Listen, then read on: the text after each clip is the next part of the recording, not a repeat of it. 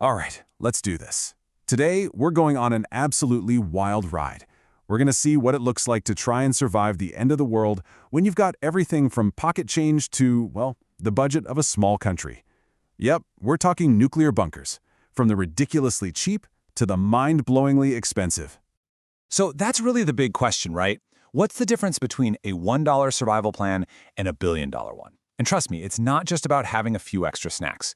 We're talking about a completely different philosophy, insane engineering, and really what it even means to survive. All right, let's dig in. And I mean, just look at the difference here. On one side, you've basically got a glorified metal coffin, and on the other, a feat of engineering that's literally a floating city carved inside a mountain designed to keep the government running. This is the insane spectrum we're going to explore today. Okay, we're starting at the absolute bottom. For the price of a pack of gum, you can apparently get yourself a bunker. But what does one single dollar actually buy you in post-apocalyptic real estate? It buys you this.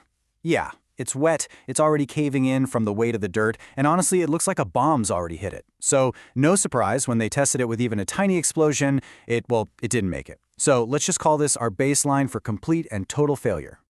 Now, let's jump up a lot. We're leaping from the absolute bottom to something with a bit more of an explosive history. For $1 million, you're not just buying a shelter, you're buying a piece of the Cold War. A top-secret government facility that was originally built for a very different, much more offensive purpose. And this is where things get really interesting. You've got all this old military tech getting a brand new life.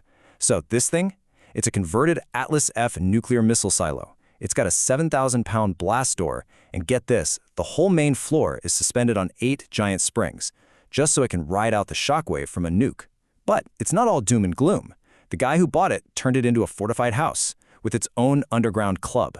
I mean, what's the point of surviving the apocalypse if you can't have a party, right? Okay, so we're going from old government surplus to a private passion project. This next bunker, it was built from scratch in a YouTuber's backyard. And that $3 million price tag isn't just for the bunker itself, it's really for the unique philosophy of survival that he's built into it. People have called him a real-life Tony Stark. And you know what? It's not that far off. This guy hasn't just built a place to hide from danger, he's built a full-on arsenal to go out and meet it, head-on. So his whole idea of survival is basically to be more dangerous than anything else out there in the wasteland.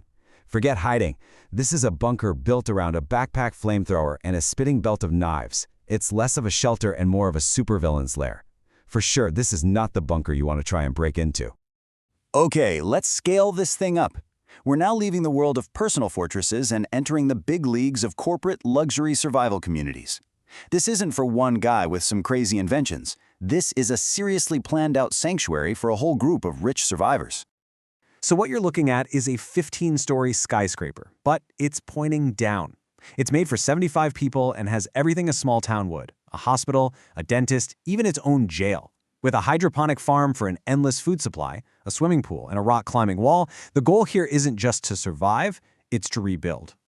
You know, during a tour of this place, someone actually asked this, and it's just perfect. It perfectly captures how surreal this all is. This mix of prepping for the end of the world, but also needing modern comforts. It's like, yeah, the world might be a radioactive wasteland, but the real question is, can I still get my bacon? It just goes to show you so much of this is about keeping some sense of normal, even when you're 15 stories deep in the earth. Now, for $50 million, the whole focus changes. If that last bunker was all about keeping a community physically safe, this one is all about saving a single person's mind. And this quote right here, it gets right to the point.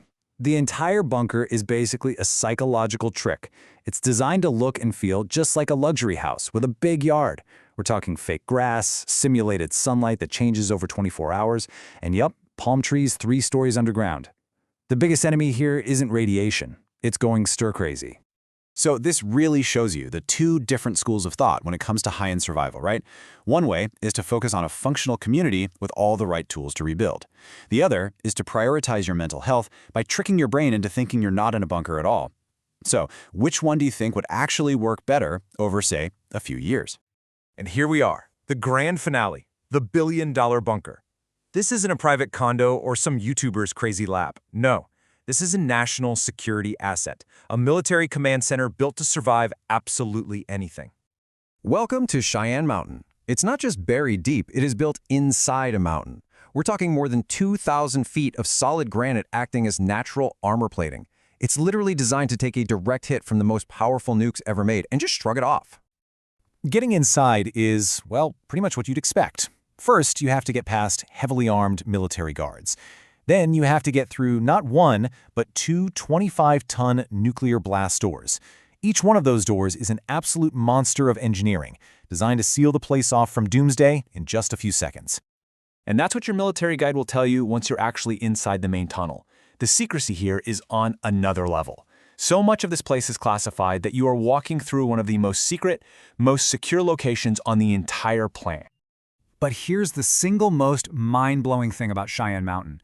The whole complex, it's not actually attached to the rock. It's built on thousands of massive springs. It literally floats inside the mountain. So if a nuke goes off nearby or there's a huge earthquake, the whole city just sways, absorbing the shockwave. It's just unbelievable engineering. Look, this thing is less of a bunker and more of an actual underground city. It's got its own power grid, roads big enough for fire trucks, its own water supply from underground lakes, and, in this weird touch of normal life, a full grocery store and even a subway. This is the command center for NORAD, the literal nerve center for the defense of North America. So there you have it. We've gone from a $1 tin can that couldn't survive a firecracker all the way to a billion-dollar city floating inside a mountain. And it really leaves you with this one big question, right? When the price of survival goes through the roof, what are you really buying? Is it just safety? Is it luxury? Or maybe, is it something way more fragile, like your own sanity, when the whole world has gone crazy? Something to think about. Thanks for joining me on this one.